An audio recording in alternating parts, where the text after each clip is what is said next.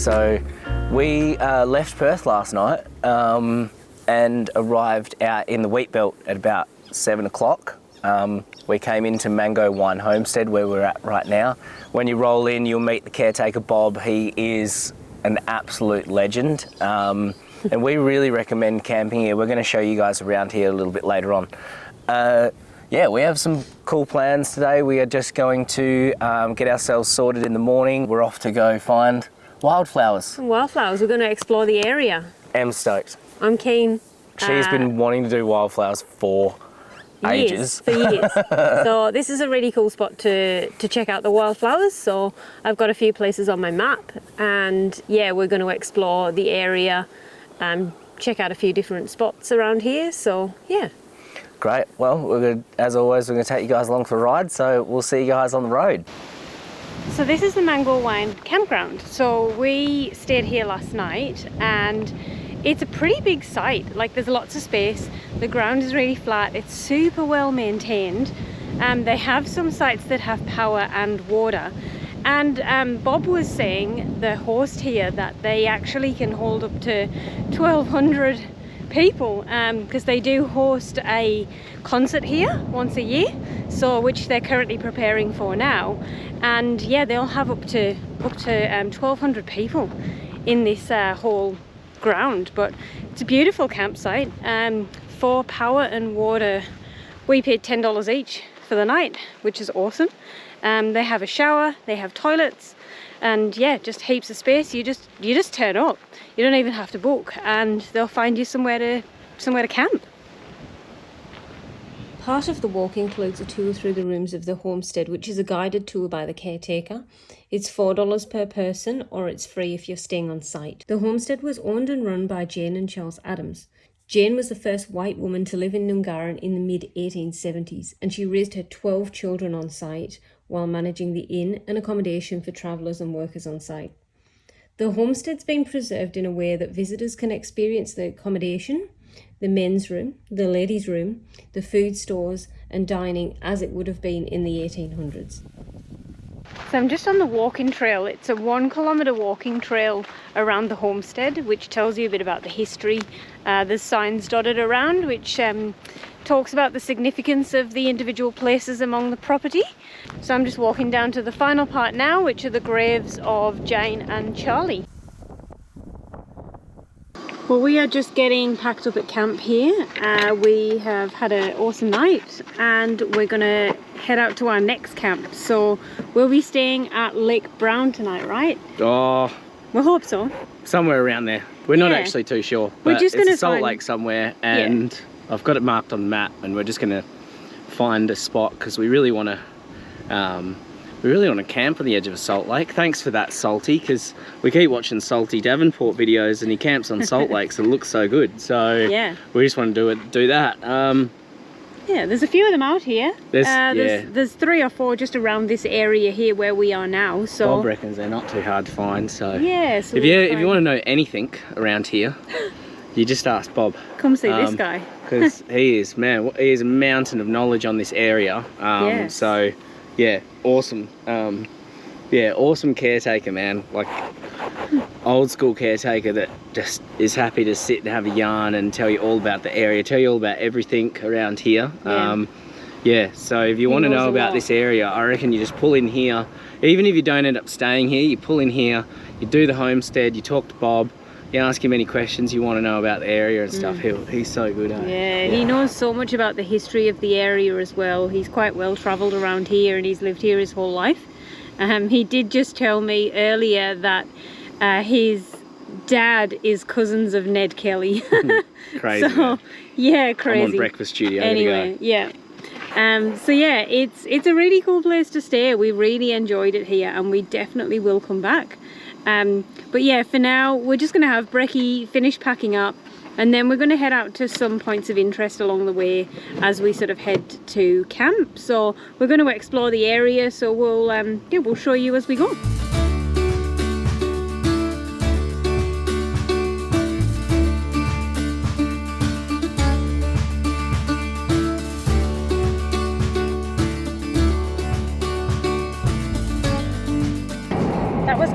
Rock, we just literally passed through on the way, and there was lots of nice flowers on the side of the road, so we went to have a look.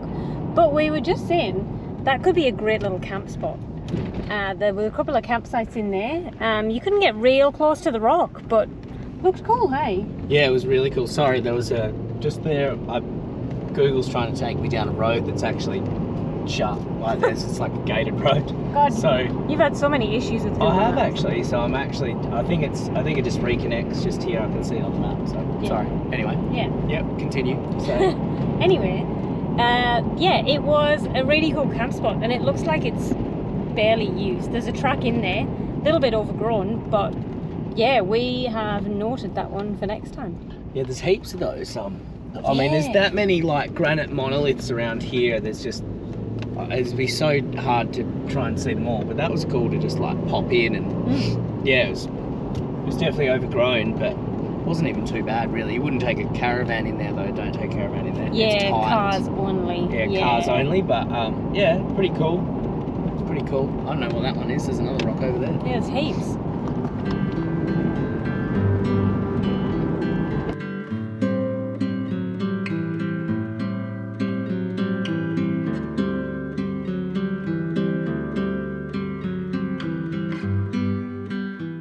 So we've just been chilling at Talgomine Reserve for a little bit. Emma's over that way. She's been on the hunt for some wildflower pictures and stuff. So yeah, incredibly peaceful and quiet out here. Flies are just a touch friendly. That's probably expected at this time of year. Yeah. So anyway, it's super nice. We're just chilling out. I'm having a snack because I ran this morning and I'm starting to get super hungry, and we've actually got our lunch is in the front in our warmer, just heating up.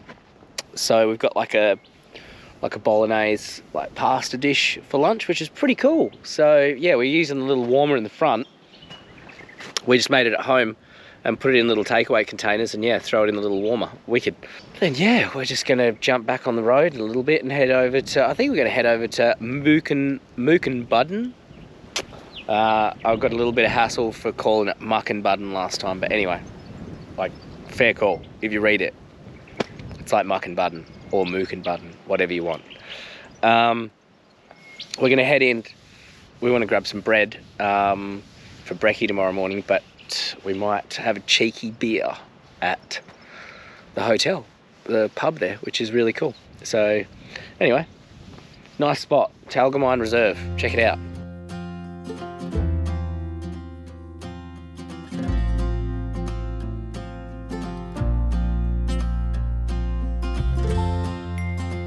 What's up, legends? We are now at Eaglestone Rock. So we've been out to Talgomine. It was quite nice. Emma took some photos. We had a nice morning at Mangowine. Very cool. Love that place. Now we're at Eaglestone, so here we go. Emma's trekking up the hill.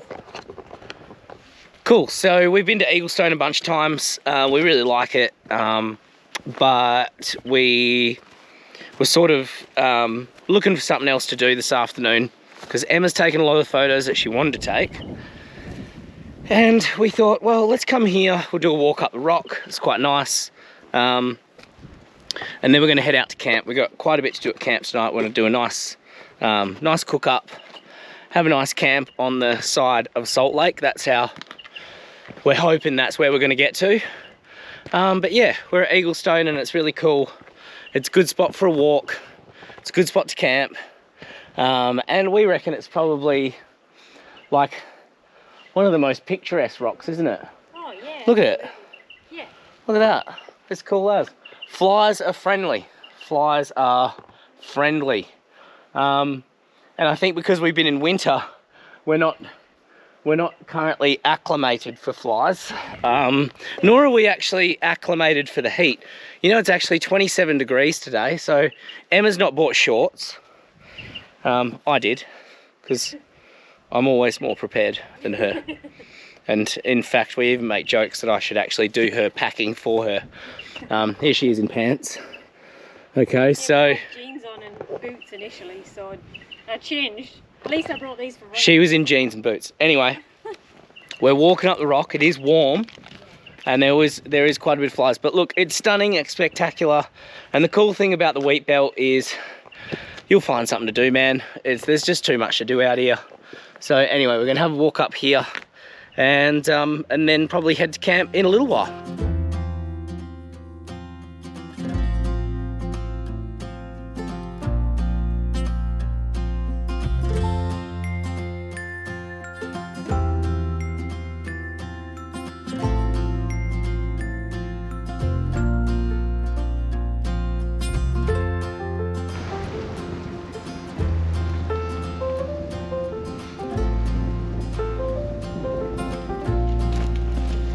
So, the last time we were here, we saw some pictures up the rock face, and we thought, yep, that's people that obviously do some climbing here. And we just met a very nice young gentleman who is currently climbing up and down the rock and doing some abseiling and stuff. So yeah, so pretty cool. It's an interesting place here.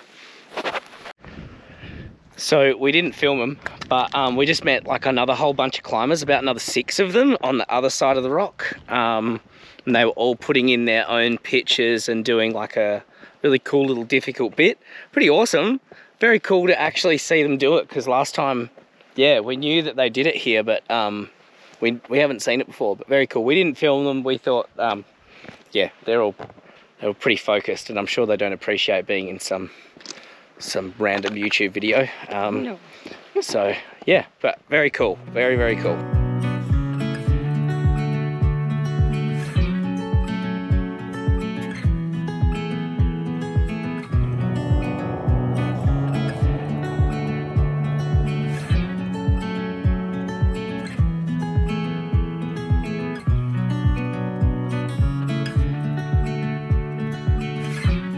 Okay, so we found a spot. We've driven around a little bit, and we weren't sure at the last spot where we got to. There were like a big group of people.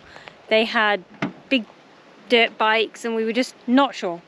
Weren't vibing it. So we came to this other spot, and it is on the Salt Lake. Warren reckons I'm not vibing it and that I don't want to be here.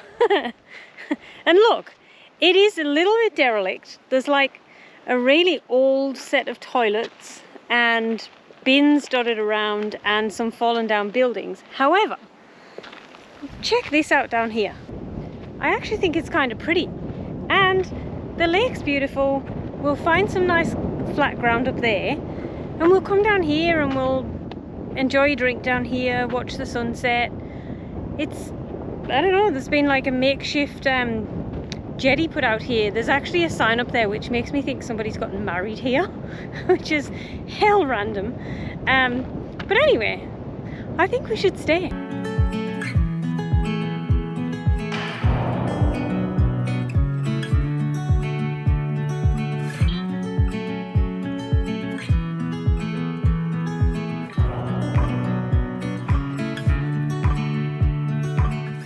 I think a long time ago this was a campground, and I think it's now derelict. It's no longer cared for, because there are really old looking fire pits that are set up here, as well as the toilets and some buildings that look like they've fallen down.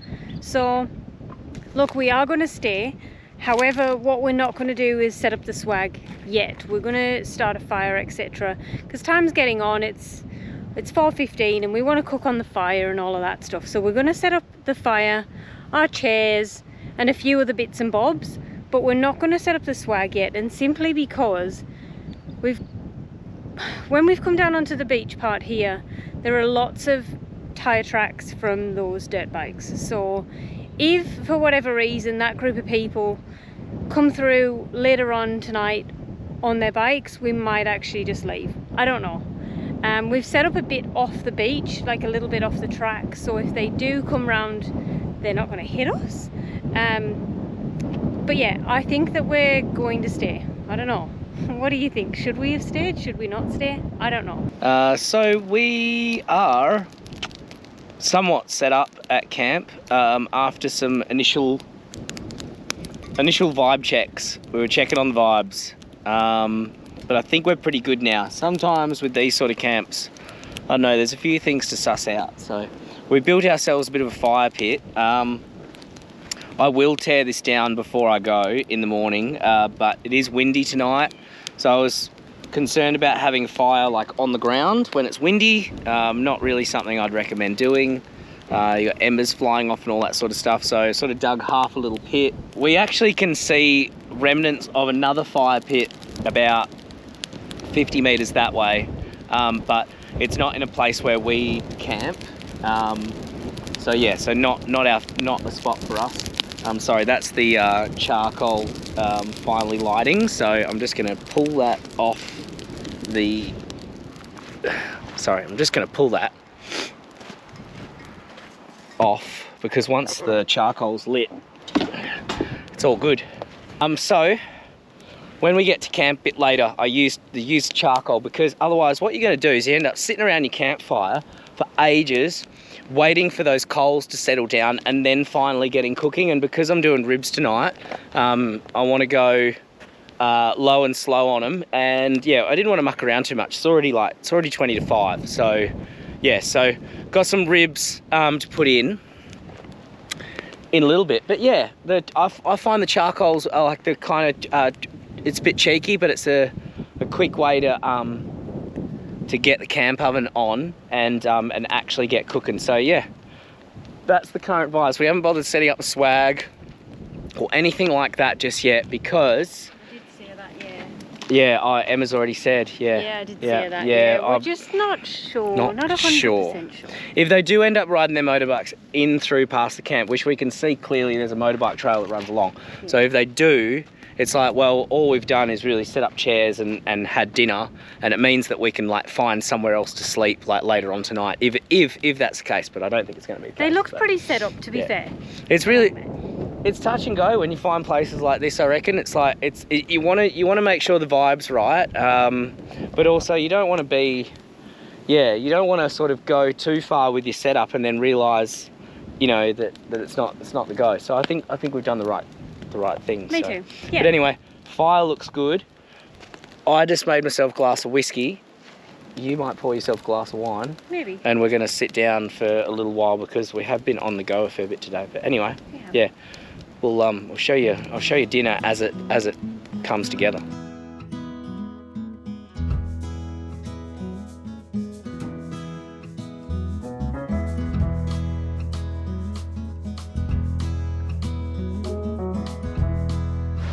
Apologies for the look. The flies are still pretty hectic actually, and especially when you're trying to do stuff and you're trying to like wave them away. Anyway, this is the reality of campfire cooking when you're away. So all this crap. So I've got the wood bag with full of wood.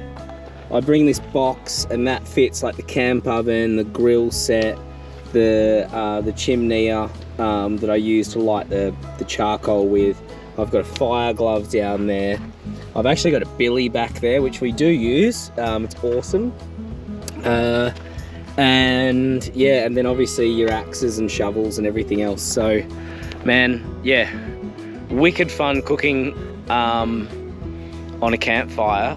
But yeah, you do have to bring along a fair bit of extra kit. But anyway, I reckon you need all that too. Anyway, that's just me. Oh.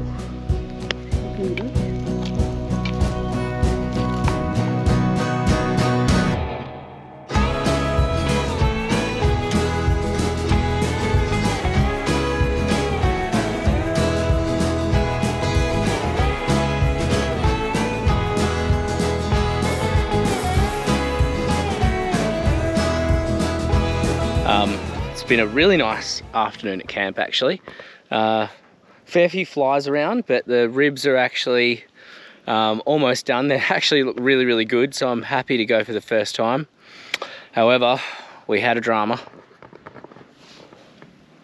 My chair fell into the fire, which has happened, I think, 3 times since I've owned it. And look, the Helinox chairs weigh nothing. So yeah, I went down to the water. Emma was already down there. I actually had my phone sitting on the chair, and it was actually, I heard my phone hit the ground, so it wasn't even the chair. I heard my phone hit the ground, and I turned around, and the chair's just literally laying on top of the fire. So yeah, anyway, that's gonna need a replacement. So, but anyway, I can still sit in it, so it's all good. Update, fire's gone great. I collect these Banksia nuts. I collect Banksias on the side of the road. I fill up the bin bag in the back of the car.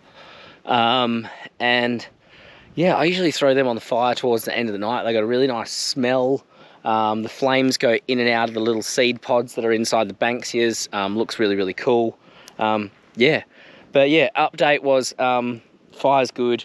Banksia nuts are going to go on, and that there is my alarm to have one more check on the ribs. So I'll turn that off, and also we're going to spin potatoes. So yeah, too good. Some motorbikes over that way, can hear them sort of in the distance, but yeah, not bothering us, so it's all good. And I was saying to Emma, I was like, this is the ideal place to go and like burn around on a dirt bike. Like, where else do you go? So yeah, even though it's sort of like, it kind of half ruins the serenity, but I'm a motorbike rider as well, so I kind of get it. I'm like, man, I'd be buzzing around on a motorbike too. So yeah, anyway, hear them off in the distance, but has actually turned out to be like a super nice night. So anyway, ribs and potatoes, got to turn them, got to check them. Done. Hey.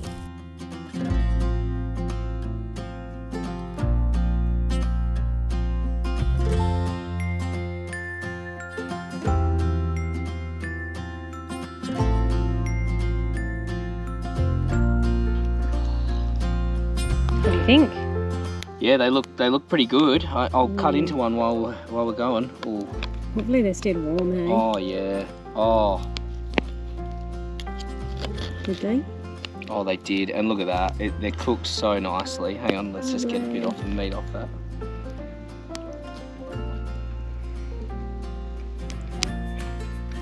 Good? Yeah, nailed it. Yay. Yeah, we nailed it. Yeah. Excellent. That was actually a little bit quicker than we thought.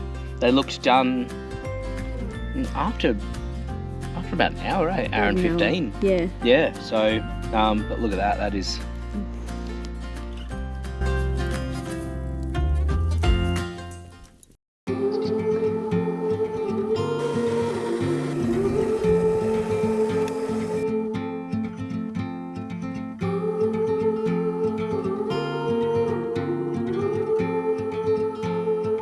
Morning, everybody.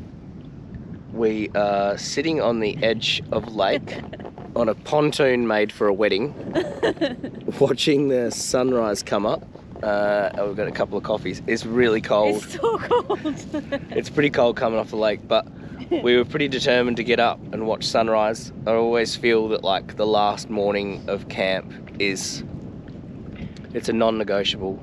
Try and catch sunrise with a coffee, because it's something that we don't get to do when we get home, because we're always so busy or going to the gym or going to work or whatever. We always miss sunrise, and we never get to sit and have a coffee together at sunrise, so it's sort of a bit of a special time.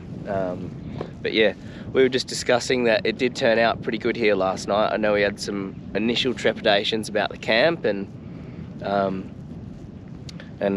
it turned out really, really nice. The sun went down, the light was beautiful. We had a really nice fire, didn't we? We did. It was really nice. Yeah. And the ribs in the camp oven went so well. So yeah, overall, it was actually a really cool little camp. It was so quiet here last night as well. The trepidation around the motorbikes, yeah, we didn't need to worry. It was all good. It was so quiet.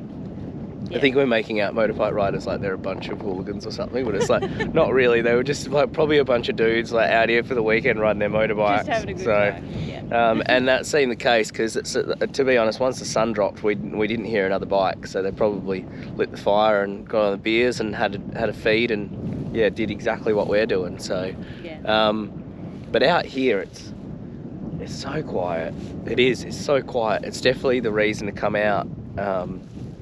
And find a couple of random spots. We've been discussing that we think this is maybe an old camp that's been run down to the point. I 100% think it has. The point where there's no point in trying to do any upkeep on it. But it's cool. And the lake's cool and it's a good spot. So we've got rid of our fire pit this morning. I pulled that down and covered that up and tamped it down with the cold last night. There's no way there was much heat left in that thing. You put sand over it before we went to bed. I put sand over it before we went to bed, and we've broken down our fire pit, so that's all done. We're just going to pack up our swag and hit the road, and we'll probably sort breakfast out on the road. Yeah, I reckon. But yeah, it's been really nice here. So anyway, we'll finish this, get on the road, and we'll see you guys then.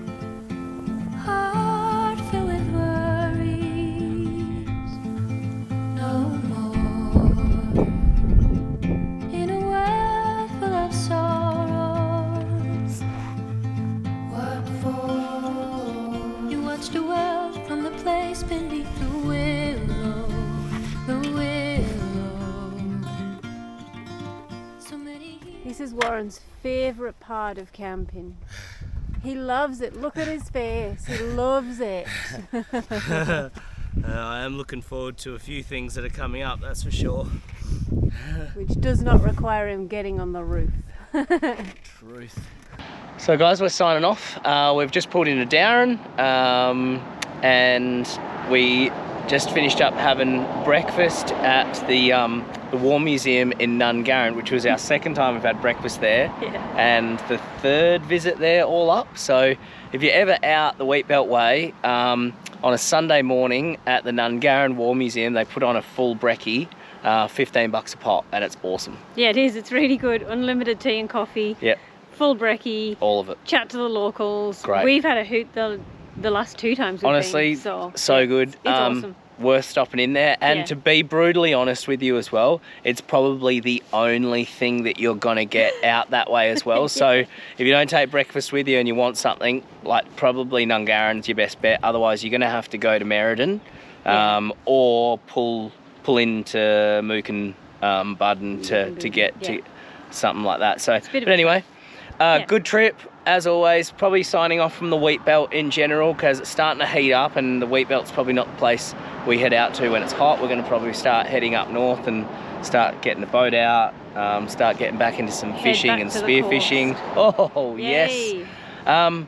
But yeah, look, if you want to support the vids, it's totally free to subscribe.